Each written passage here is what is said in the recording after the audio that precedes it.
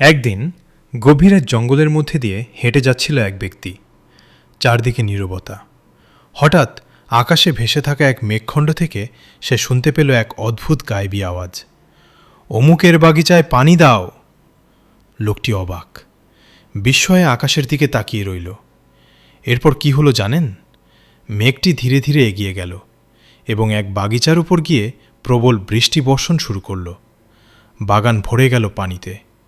সেই পানি একটি নালার মাধ্যমে প্রবাহিত হতে লাগল। লোকটি কৌতূহলী হয়ে পানির স্রোত অনুসরণ করল। কিছু দূর এগিয়ে সে দেখল একজন মানুষ তার বাগানে সেই পানিটা আটকে দিচ্ছে, যত্ন করে ক্ষেতের আইল বাঁধছে। লোকটি জিজ্ঞাসা করল, ভাই, আপনার নাম কি? লোকটি যে নাম বলল, ঠিক সেই নামটাই সে মেঘের মধ্যে থেকে শুনেছিল। এবার সে আর নিজেকে থামাতে পারল না। বলল, আমি আকাশ থেকে আপনার নাম শুনেছি। বলুন তো, আপনি কি এমন আমল করেন যার জন্য আল্লাহ আপনাকে এত ভালোবাসেন? বাগিচার মালিক কিছুক্ষণ চুপ থেকে বলল, আসলে এসব বলা ঠিক না, তবে আপনার অনুরোধে বলছি, এই বাগানে যা উৎপন্ন হয় আমি তা 3 ভাগ করি।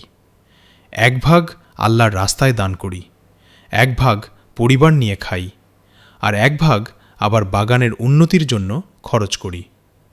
এই গল্পটি বর্ণনা করেছেন আমাদের প্রিয় নবী হজরত মুহাম্মদ সাল্লাল্লাহু আলাইহি ওয়াসাল্লাম। ভাবুন তো, একজন মানুষের নিঃস্বার্থ দান তার জন্য আকাশের মেঘকেও নির্দেশ দেয়। এটাই আল্লাহর রহমত। যে সত্যিকারভাবে আল্লাহর পথে চলে, আল্লাহ নিজেই তার জন্য অদৃশ্যভাবে সব কিছু সহজ করে দেন। তাই আসুন আমরাও দানের অভ্যাস গড়ে তুলি, কারণ যে আল্লাহর হয়, আল্লাহও তার হয়ে যান।